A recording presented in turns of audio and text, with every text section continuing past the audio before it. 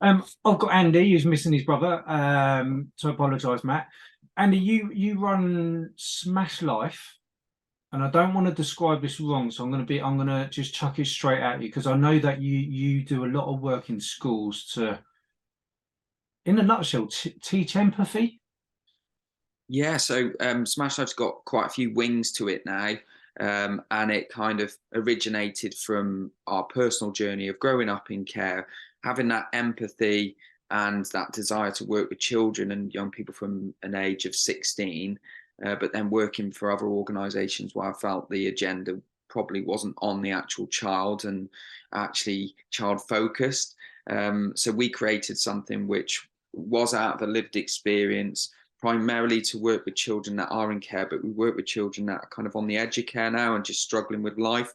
And we do mentoring, so that's one-to-one mentoring in schools, in different settings, community settings, outdoors. So we try to be really creative, and it's being that radiator that children need, listening to them, understanding their worlds, giving them advice and guidance when needed, but ultimately making them believe that they're accountable for what they do going forward as well.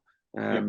They have to understand that, if they want to achieve, it comes from them. And we're kind of hopefully giving them some tools. We go in as well and we kind of help train schools up to understand the worlds of children so they can lead with a bit more empathy and understand that no one learns without well-being. Um, we're currently setting up alternative provision. We do experiences around sport and music.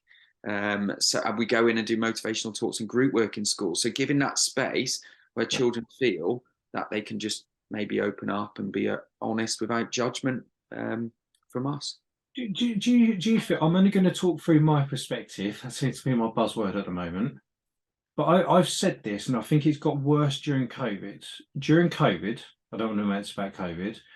Everybody blamed the schools for being the super spreaders, which I still don't think there was any science behind that, but whatever. So Yeah, the younger generation got blamed for a lot, and I think even now they get blamed for so much. yeah, So I think we're tarning the next two, three, 5 generations with you're not good enough. You need to work harder. And so I think for me, there's two things going on there. If I term judgment, I don't mean to. It's just I'm just airing my thoughts of what I've seen in schools myself. It's just we're the press and everyone is training the younger generation that they're never good enough. And the things what really annoys me is like my granddad bought a house for like £35,000 and all this kind of stuff. And like you can do it too. It's like, well, 35 grand in the 70s is like 300 grand now. yeah. Do you get me? So we're automatically training the next arguably 5 generations that they're not good enough. And then on the other hand, you've got parents who are feeling absolutely awful because the children aren't seen to be doing well. Yeah. I just think we've just got that culture, haven't we, where people want outcomes now, now, now. Yeah. And, we're going to change the goalpost, but you adapt. Let's look at the strikes at the moment. So there's a strike today. My daughter's off. And Don't they've get been, me started on that. yeah, Yeah. they've set homework, but all of a sudden it's like, well, you're meant to adapt and do that work at home, where home to them is their place of rest and just meant to work all day from home and adapt to what's happening with us and just get on with it. And I think that was the case in COVID as well, where it was just, work from home, get on with it, work at this level, get back, and then integrate back into school. Where I think a lot of schools struggled with the fact that actually, straight off the back of COVID, it was more of you need to reconnect with the children again, get to know them, Yeah. understand who they are, talk them through this process which they've been through, which has been, some of them weren't seeing each other for months and months and months on end. Now, I love that as an adult sometimes, being disconnected from people, and I reckon you do as well. But it's Don't for judge me. yeah, But no, you're right. Yeah, absolutely. Yeah. they've been in a school environment where you're all like 1,000 people together every day, and there's noise, noise, noise. To all of a sudden, they had to retrain themselves to being a class of 30. Yeah. But society as adults are like, we'll get on with it because we do as adults, don't we? But then as adults, if we struggle, I think there's a lot more empathy. Oh, okay, you're all right. Yeah, that's it. But have a day off. It's fine. Children, you what? You're having a day off because you're struggling with your well-being? Get back in. And I think it's that lack of understanding, isn't it? But we're not teaching children the processes of getting from childhood to adulthood. Yeah. It's not. You'll have a lot of rejection. You're going to struggle with stuff, but actually, there's a support there available for you. And don't worry, you'll get there in the end. Yeah. Do you think it's changing? Because I really want to say it's changing, but every now and again I think like the way we treat other people is changing and everyone's being a bit more acceptable. And then we seem to keep going back like 54 steps. I think it is. And then, for instance, we go into quite a few schools, and then I'll go into some and I'll be like, oh, even as a visitor, I just feel so welcome. I feel this is amazing. And I'll go out of my way to tell people, where I'll go into some schools and I'll be like, wow, the approaches are so different.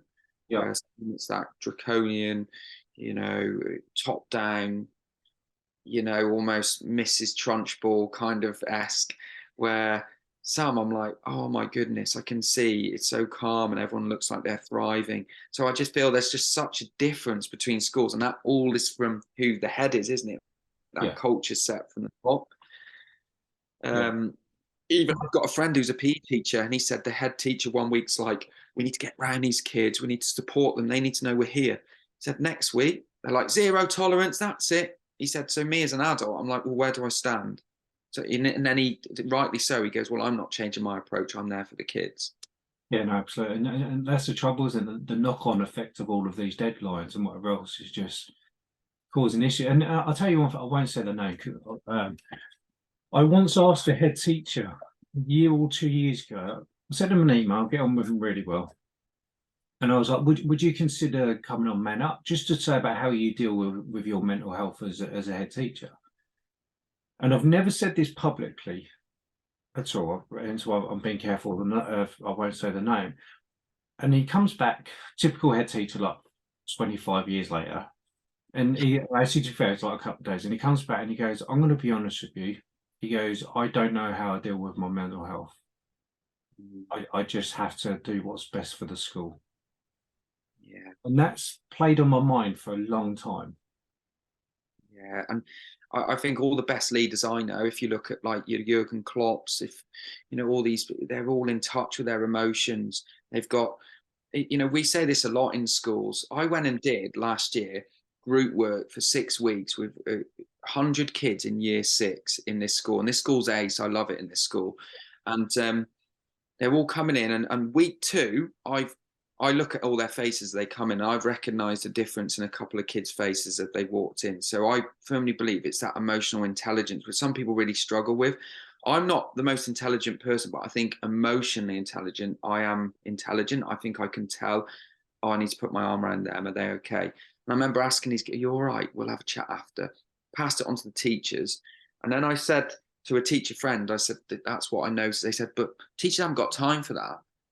And I said, well, I disagree. I said, I've got 9 members of staff. I've got 2 children myself. I see 18 kids a week. I had 100 kids that day, but I was in tune with their faces and their emotions as they walked in.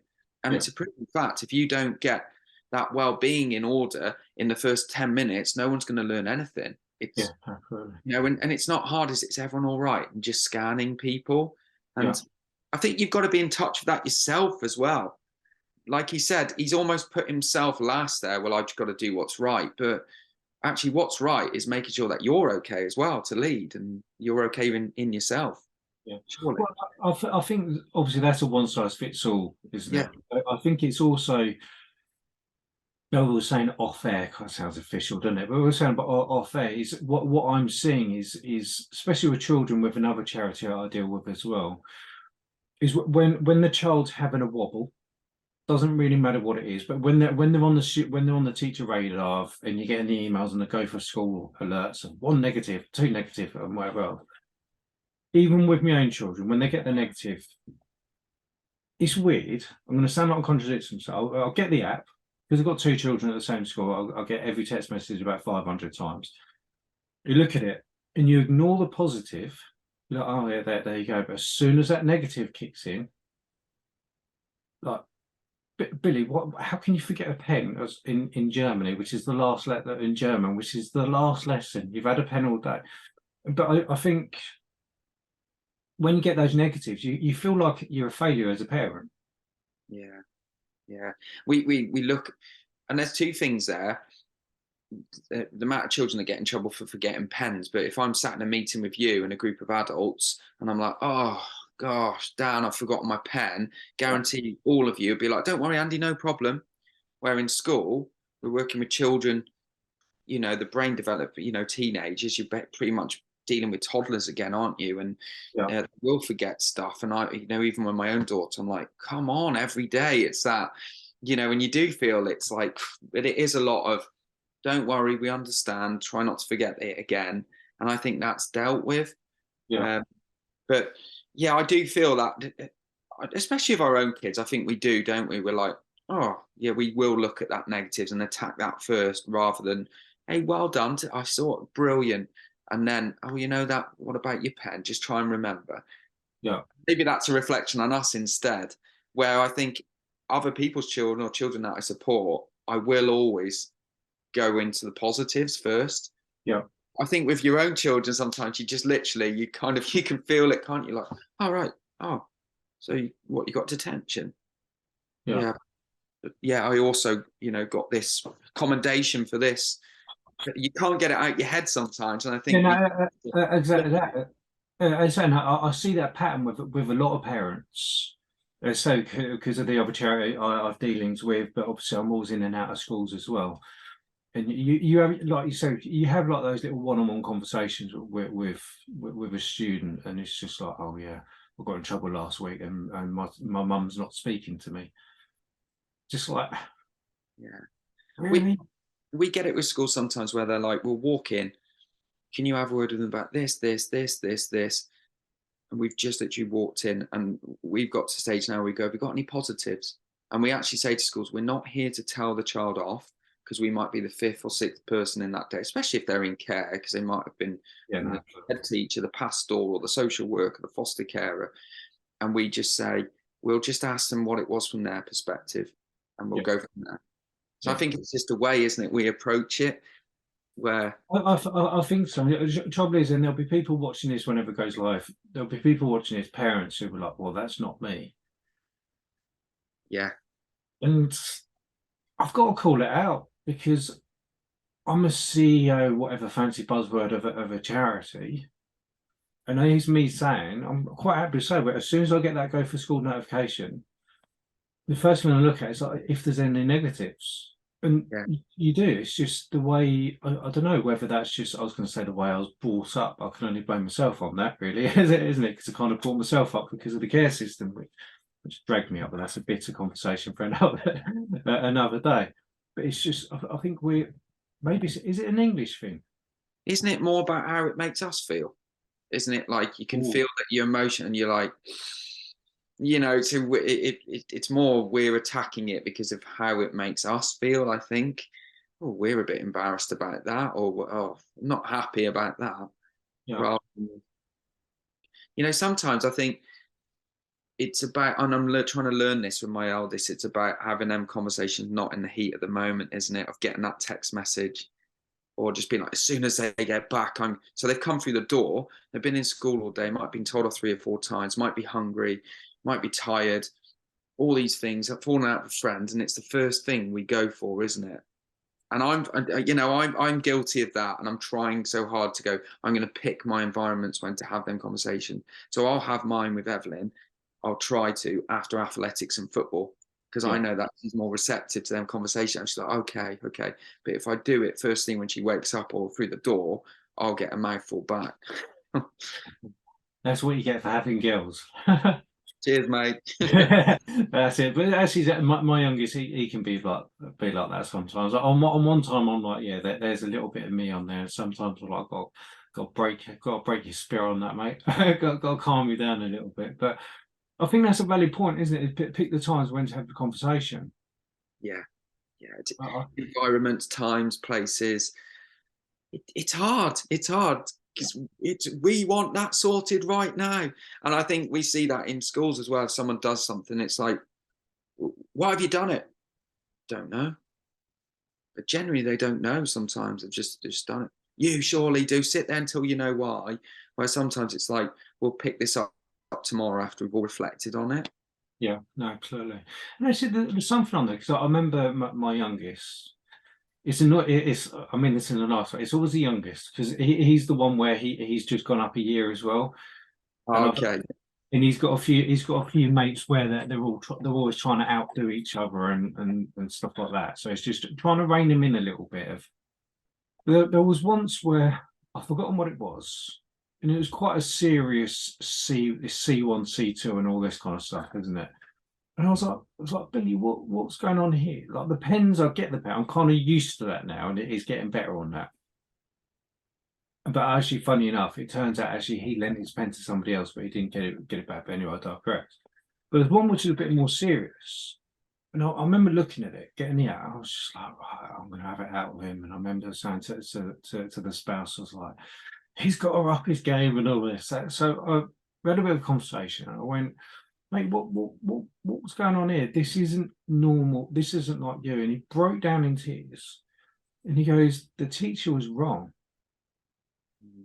And I listened to him. Basically, it sounds like one child caused a ruckus, like a bin got tipped over, and basically it sounds like a near riot. But it sounds like my youngest was sitting near it and stood up just as the teacher come through. Yeah. And I actually believe him. We actually dealt with it and took it back to the school, and it got removed. Yeah. And it's funny, isn't it? Because you're the adult, you know, the teacher will be believed in that situation. Yeah, And the teachers find it really hard sometimes just to take a step back and just go, "Can someone just give me an honest account of what's happened there?" yeah, no, Straight away, see that bin, he stood there, "Oi!" You know, and then it's completely out of control, isn't it? yeah, no. But it's nice that the school actually backed down. That's nice. That's nice, though, isn't it? That they backed down eventually and said, "Right, okay, yeah, we're going to have to."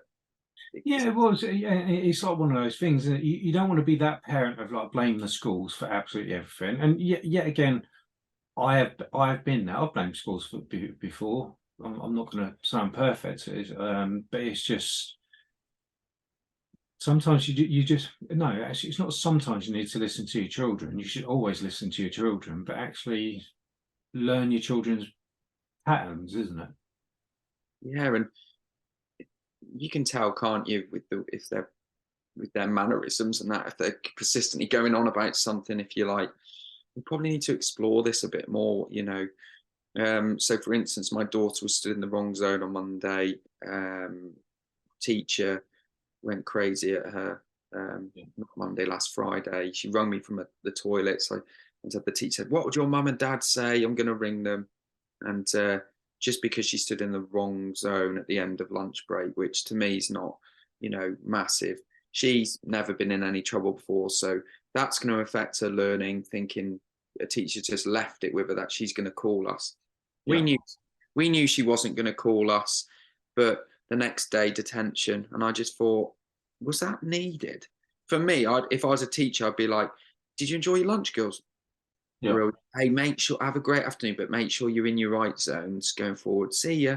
And I just think that's going to make her enjoy that school a lot more, see me as a human being, and then it's done. And then they'll remember it in the future because of my tone and the way that I asked them.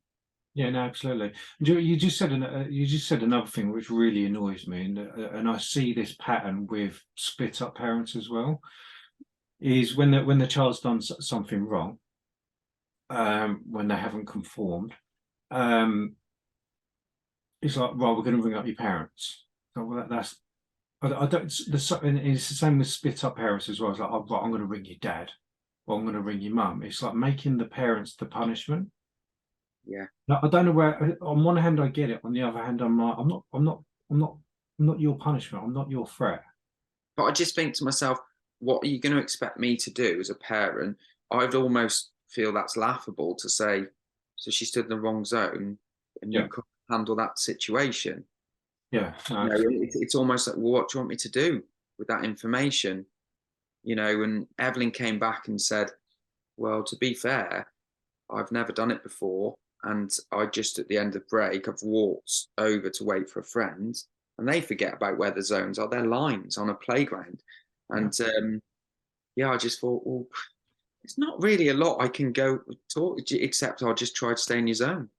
But is it worth a phone call? Is it worth more energy when your energy could be spent getting around them kids in the corridor? You're all right. Yeah. Who are the higher need kids? Who do we need to get round?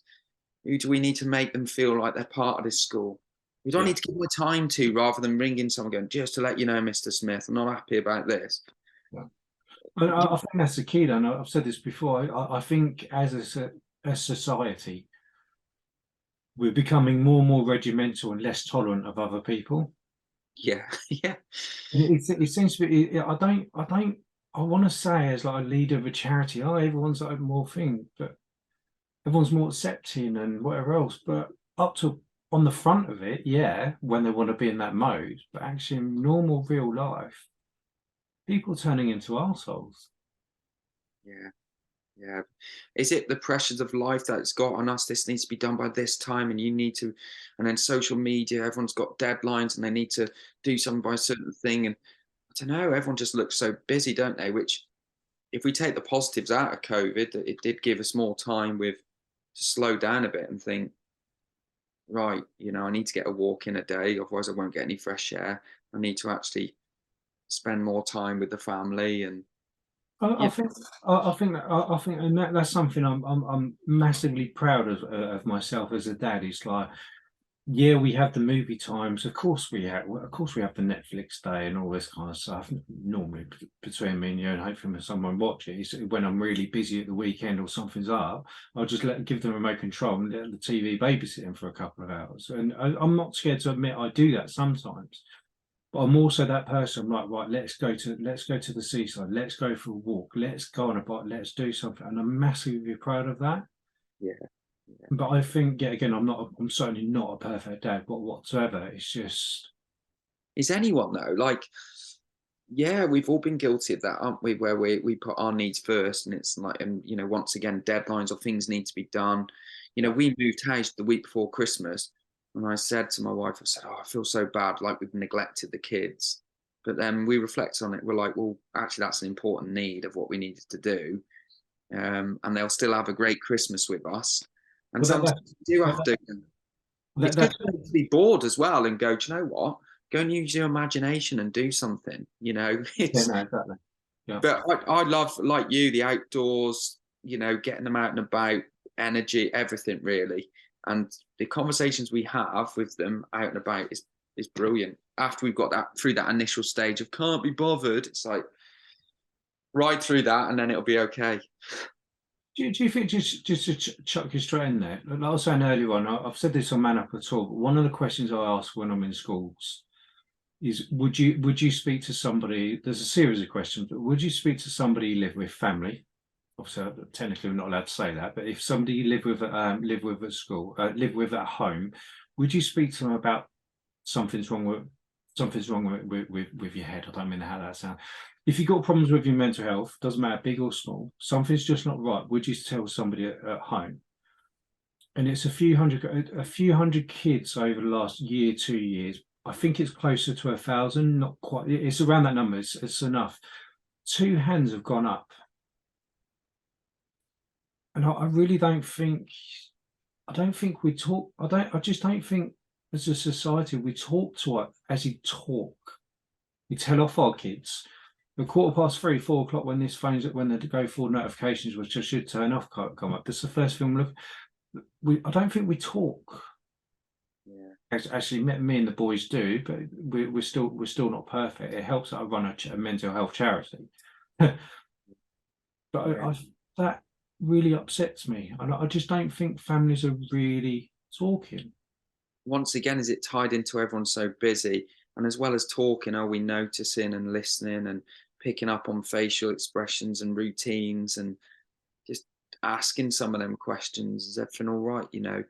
Notice you don't really seem too keen to go to your football anymore.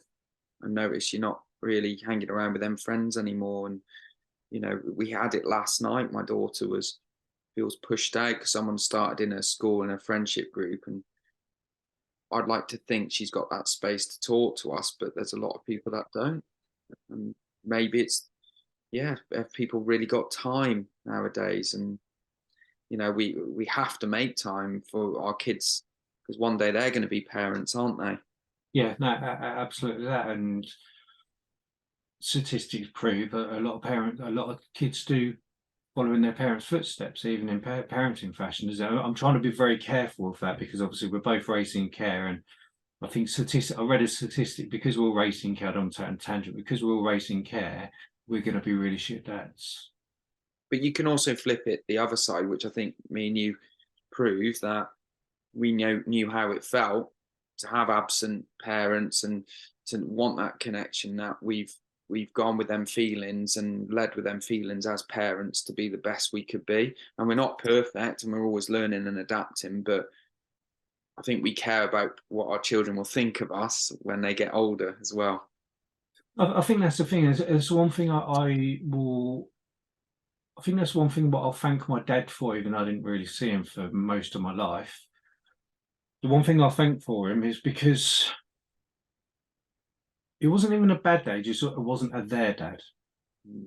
Literally just wasn't there at all. But do you know the one thing I'll always thank him for is he gave me like a Bible blueprint of what not to do. So everything that I felt like I missed out on with, like, I don't know, like changing motorbike wheels, both of my children were able to change the motorbike with supervision before the social services jumped in. But yeah, but with supervision, they've been able to change motorbike wheels. Yeah. But they know how to do. So for me, I'm like, this is awesome. I've literally got a blueprint. But I think with the normal family, which there isn't such a thing this day and age, let's face it, all they've got to do is the only skill they've got is the ability to compare to other people who share stuff on social media, which isn't always the truth. Yeah. I think with us, we've got it easy, mate. It's not been bloody easy for either of us. Am I making sense? Yeah, I think we just lead with feelings, and very much, how did we feel in that situation? Where some people, so we flipped it, you go one or two ways. I think we've gone the way of, we know how we felt in that situation, and we would never want anyone to feel like we did in that situation. Where some people go very desensitized, and that's a lot down to their routine and what else they do in their life. I think of, well, no one gave a shite about me, so why should I give a shite about anyone else? Yeah. Uh, and that's really sad. That's really sad. But I think there was a few people that popped up along the way in my journey that probably gave me that warmth to make me think, I like this. This is nice. And, you know, I like to, I think I want every child I come into contact with to feel my warmth, Yeah. and, to know that I care. And I think if you care, I think people notice, don't they? And then that's when they will listen. And Yeah. the fruits of our hard work will pay off in a few years, no doubt. We'll get there in the end. Yeah, no one's got it figured out, have they? But as long as you actually love a child for who they are, pick out the positives, give them time and attention, I think, yeah, you're okay. I think just before we draw to a close, and this is that cue of like, I'm going to kill the video in a minute. But if there is a parent watching this, and I don't want to say, and something's changed about the child. I don't know. They're getting the pings of negative, negative, negative, and all this kind of stuff. What would you say for that parent to do? Because yeah, it is about the child, but like I said earlier on, is actually sometimes when your child's being a brat, Yeah, it can really make you feel naff. What would yeah. you say to that parent if they're watching this? Of just how to approach that? I'd say take a step back, always pick a positive. And even if you have to demand a positive from school, if the pastoral's peppering you with stuff, just go, even if you have to advocate for the child and say, okay, we will speak to them about this, but they are coming in every day, they are here. Perhaps they might be learning differently to other people. Perhaps it might be because of a group they're involved in, or certain influences, or a subject they're struggling with. So it's looking at the bigger picture. Like I said, I think a lot of it is taking a step back and going, what's going on in their worlds? Don't attack it straight away. Think of time, environments, and spaces to have them honest conversations, and always kind of lead with, we've been told this, what was going on for you, rather than maybe we're all guilty of leading first how we feel in that situation. You know, I'm not happy about this, and you've let us down, and and that you're already on the back foot, aren't you? Well, Um, I think that's a valid point. What you said earlier about is when it comes down to parenting, it's about how we feel more than how the child feels. yeah, I yeah, think that's a bloody, never thought of it like that, but you're absolutely bang on, mate. yeah. I'm always trying, and it takes time, and I think I can tell you are as well. And Yeah. there'll be a lot of people watching this thinking, yeah, we need to just give space. Yeah, just chill out, Yeah, yeah. isn't it? That Give was a good. space. No, go on. Sorry. Just give space and just try and understand how hard it was for you as a teenager as well. Yeah, And no, exactly. That was a good video, mate. thank you. Thanks for having us. Absolutely. Let me hit the record button as well. Can you hear that drilling? No, we Oh, just right. Okay. I started freak. Oh, let me hit the record button. One second. I started freaking out, just thinking, where's the record button gone? Oh, there we go.